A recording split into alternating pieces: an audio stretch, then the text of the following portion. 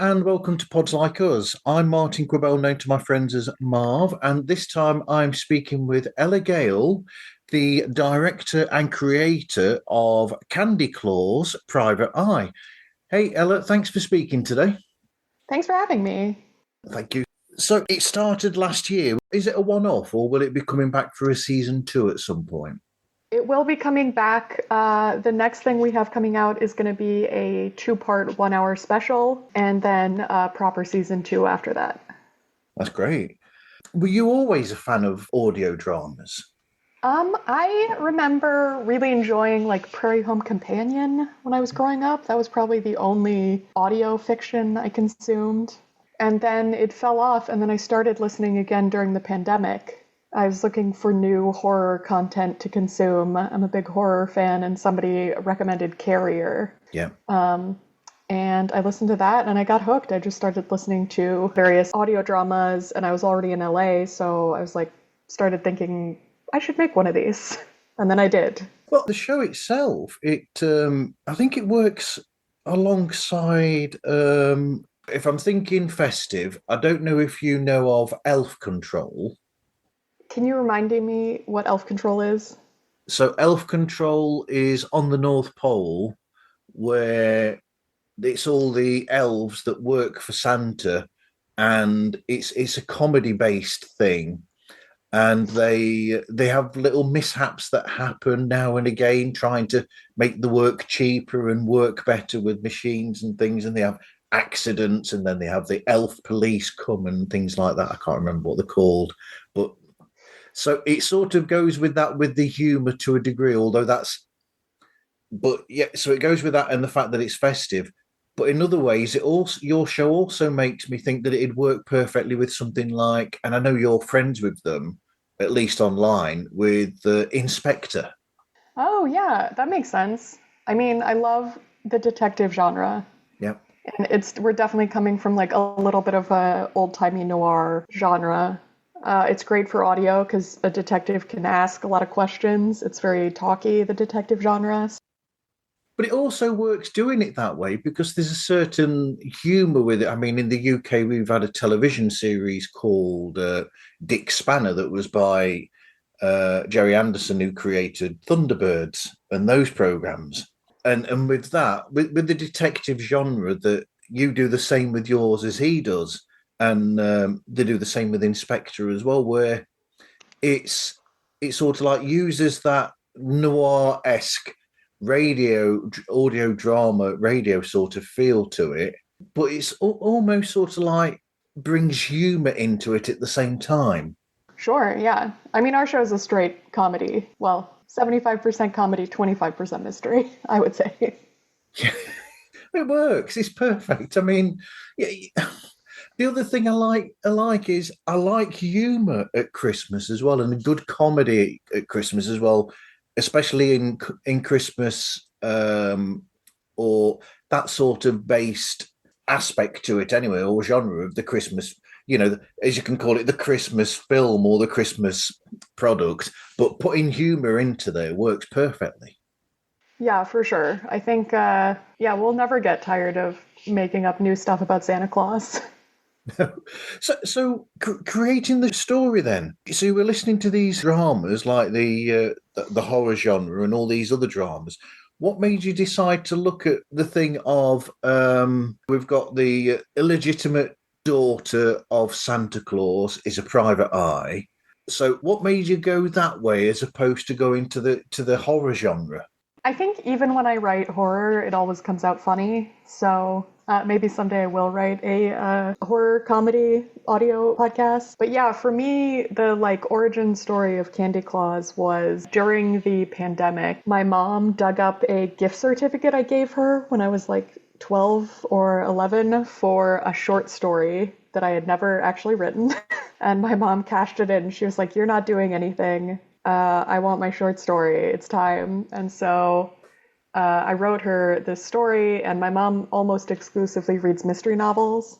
So I knew I had to write a mystery, and it was Christmas, so I knew I had to write a Christmas mystery. And then the only question is, like, who's your Christmas detective?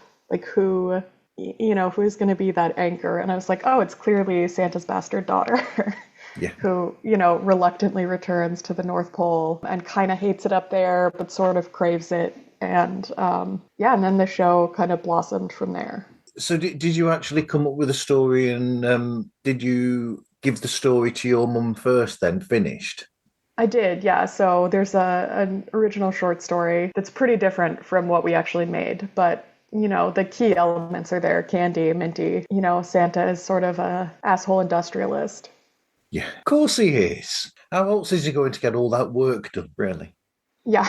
And of course, I've said this to you offline before now, that my favourite standout character is Tinfoil. Oh, thank you. I love Tinfoil. Yeah. She's really fun to play, and she's really fun to write for, too. I mean, Tinfoil reminds me, because Tinfoil is sort of like if I'm remembering correctly, sort of a drone that's self-actualizing. So she knows and she learns. Yeah, she's a lighting department drone, so her fundamental programming is sort of all about light and darkness, which she kind of interprets to mean like truth and lies, but like takes it too far. And also she's a bit of a pyromaniac. And yeah, so that's kind of just, she has one specific task that she was designed for, and now she's doing something kind of different. But it's hilarious because you get the asides from her while things are going on in the forefront. You can hear the tinfoil character sort of, it's almost like plotting or speaking to herself and saying things in the background, and nobody's paying attention to it. But the things are darkly humorous that Tinfoil is coming up with in the background. Yes, definitely. You ignore tinfoil at your own peril. Obviously, it's like ignoring the that chap in the film Office Space who only wants his stapler back. Exactly. So you created the story. How did you go about honing the script and then finding the right people to do the voices?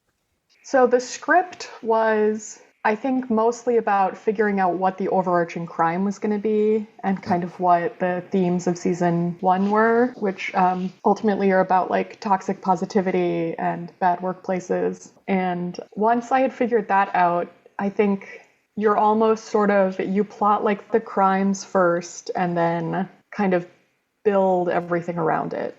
And then you have the, detective interrupt the crime and the crime interrupt the detective. But yeah, you always want to start with like it's a villain first approach.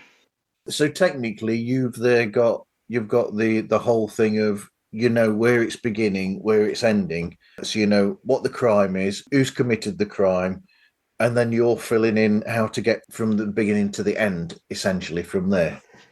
Yeah, for sure. And that's something I'm trying to do more, is like really land on that crime first, and then it becomes easier to write the whole season.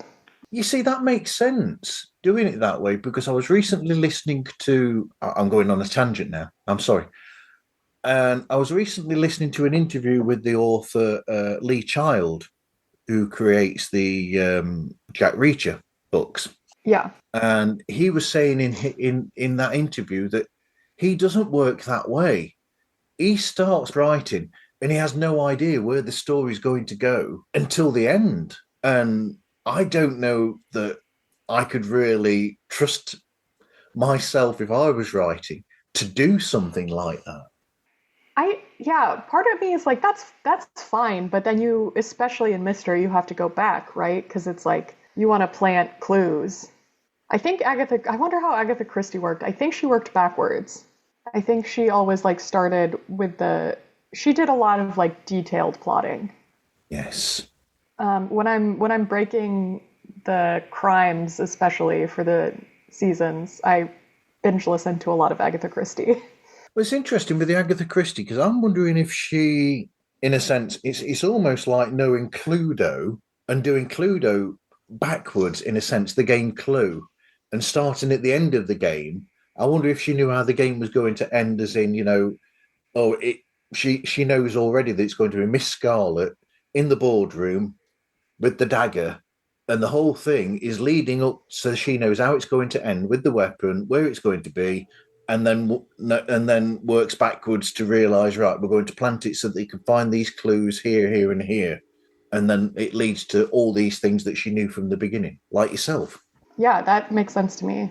And there's a lot of great Agatha Christie adaptations by the BBC There are. for audio. Absolutely. Yeah. Well, audio and television. I mean, Joan Hickson was fabulous as Marple back in the 80s. Yeah. So the second half of that was the correct voices. How did you find the correct voices for the roles of, like Candy, Minty, Tinfoil, Santa, Sugar Plum Fairy, Dr. Claus, or Mrs. Claus, as people would want to call her, or all those other characters? Sure. So I did a lot of live performance before I started writing. Yep. And I did stand up for a decade, basically. So the great thing about doing stand up for a decade is 1,000 people, many of whom are very funny. And so for this season, I mostly cast from people I know, from my years of performance and sort of thinking about who would be right for each part. And just did some auditions and then cast that way. And I have a theory as a director, which is that there are only two kinds of actors in the world, those who can and cannot play Christmas elves. And so, yeah, I'm just finding the people who can play Christmas elves and getting them on board. And this season we did, for the hour-long special we're producing now, we did more open auditions. Okay. So you've done open auditions, and then is there any alteration to the script to work with the actor that you get? Do you make alterations to fit with their sort of persona, their sort how they are as actors, or does it stick basically to, as they call it on television, they call it DLP, which is dead letter presentation or something, I think it stands for. So it has to be exactly to the letter, or do you work around the actors? I'm pretty DLP. I want what's on the page. I take a lot of time with the script, and I feel we were successful in season 1, which has given me even more confidence to kindly demand that we really get what's on the page. Absolutely. I'm open to improvisations if people want to bring them, but yeah, for the most part, once the script is set, it's pretty much set. It's the okay. That's that you said there, where you're open to the improvisation. That's along similar lines to the Scorsese technique, then, where he'll say something along the lines of, "Okay, we'll try it with your way once or twice. If it doesn't work, you better get it right on the third take, exactly as it is on the page." Yeah, that's great. Great. I'm going to steal that from Martin Scorsese. Yeah, best to steal from one of the best. Love to steal. So you've also explained the directing. I mean, when you do the recording of the voices, are they basically recording the voices to themselves, or are you doing any block recording of people together? We have only recorded people individually. Yeah. I think right at the start of the show, we did a rehearsal with Candy and Minty, our detective and her sidekick, just so they could kind of get a feel of each other and like hear in their heads what they sound like.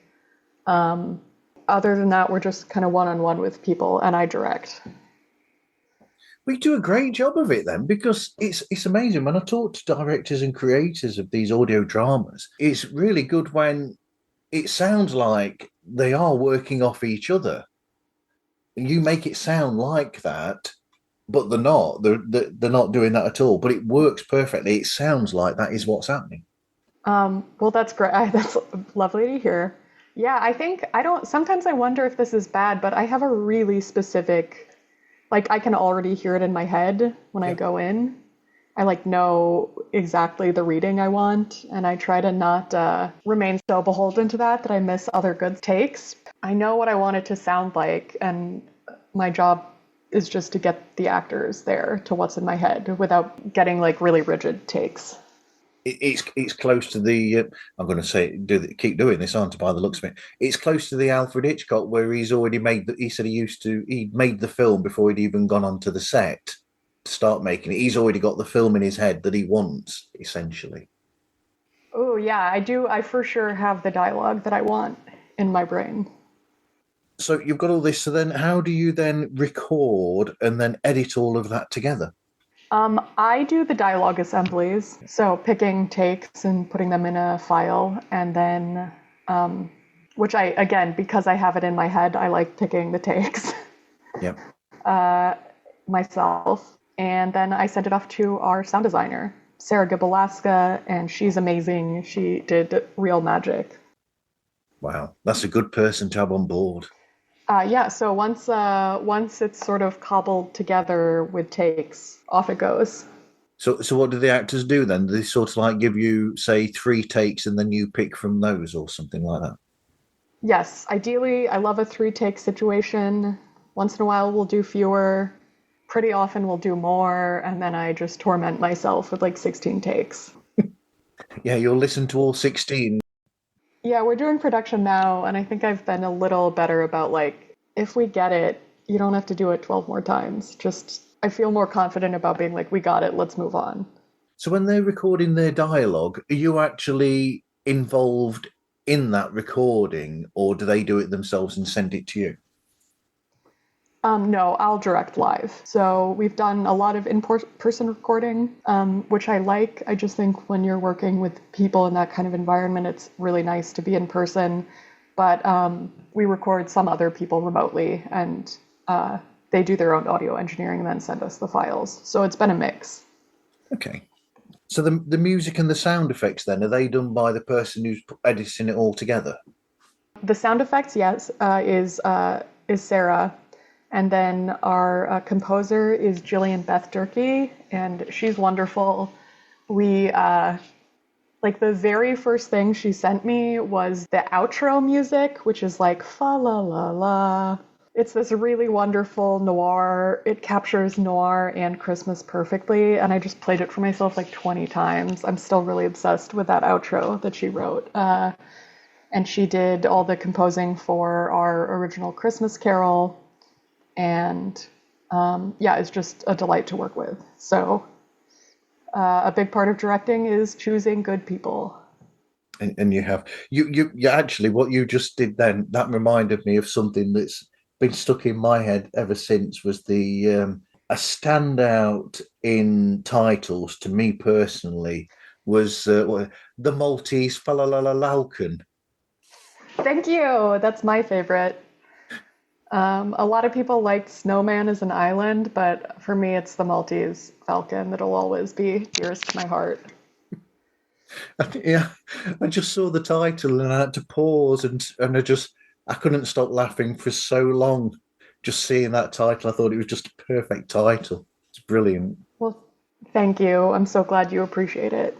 So and then you've got the logo as well, where you've got Candy with the spyglass, and is that Minty the elf next to her, and the swan, and then you've got Santa up there as well. Yep. Mm-hmm. And I'm guessing that's the North Pole that they're on, where that little town or whatever it is. Yeah, that's right. Full of lights, kind of drawing on the tradition of noir movie posters. So who did that for you? Some guy on Fiverr. I really should know this answer. The art is great, and my wonderful producer, Dylan McGranwells, is in charge of our art. So we kind of figured out what we wanted and sent it off. So is Christmas a specific, sort of like favourite season of you? And is that why you felt yourself drawn towards writing about Santa Claus and the elves and that? Yeah, I do. I really love Christmas. I'm from Colorado originally in the mountains, so we get snow sometimes. It's very idyllic. It can be really beautiful in the winter. And my family has a lot of like cute traditions. So yeah, I am a big Christmas lover. One of the things I'm proud of with this show is that we seem to have appealed to people who love Christmas and people who hate Christmas. Yeah. Which I'm proud of, because it's not, there's always like darkness to Christmas too. Like, are you going to get the presents you want? And there's a lot of stress, and like sometimes you wind up in difficult like family situations. And I always had terrible insomnia on Christmas Eve. Yeah. So I think I tried to bring like some of that in as well. Also, like Santa was basically invented by Coca-Cola. Yep. Yeah, so I think It's yeah, like the whole show is like that balance of light and darkness. It's because of Coca-Cola that Santa Claus has got a red costume now. That makes sense. Yep. Because I think it used to be green back in the. I'm trying to think of the night before Christmas, and if, yeah, I don't think they say anything about the color of his outfit. There's not a detailed verse about, No, you I don't know. think the colours mentioned in the L. Frank Baum story either, from what I remember. Um, yeah, and it's funny that that's now so iconic. I haven't done a ton of research into like the origins of Santa Claus, although Saint Mhm. Nicholas, apparently one of his miracles was that he brought somebody back from the dead. So Wow. canonically a necromancer. And then a lot of people think he's sort of his loose origin is Odin, who had, a lot of white hair and like rode through the sky on a spectral elk, I think, Okay. or a horse, a pale horse, maybe. So he was at least like in the sky riding something weird. And then from there we got to Santa Claus. Wow. So you've intrigued me now. Then, so traditions that you had. So if it's not probing too much, what sort of traditions did you have that you really enjoyed? My grandmother would always send us chocolate advent calendars, Yeah. so we'd open those. That was very exciting. My other grandma made this beautiful. She made a lot of our Christmas ornaments and did a lot of beautiful decorative work and made this felt advent calendar with little individual ornaments that you stick on it every day until Christmas. So one year my sister would start and one year I would start, and we would get to always put the ornament on the wreath, the Advent wreath. Making a big fuss out of doing the tree. We have way too many ornaments. And we always listen to, there's like a few specific Christmas albums, like a Joan Baez Christmas album and like Harry Belafonte that we always listen to. And then Christmas morning, we have breakfast cake, which is basically just like a coffee cake. And at least a few years, you light a candle and you sing happy birthday to Jesus, which Okay. is really goofy. And then, yeah, but I feel like we had a lot of like pretty regimented, like these traditions cannot be changed. And now we're a little more relaxed. But growing up, it was very like, this is how we do it. Okay. I mean, I was going to say, I mean, isn't it these special things that you only do that once per year that makes it that special event? Yeah, we have a beautiful fireplace in the house I grew up in, and we literally only light it on Christmas Eve. Right. Okay. Must have central heating then.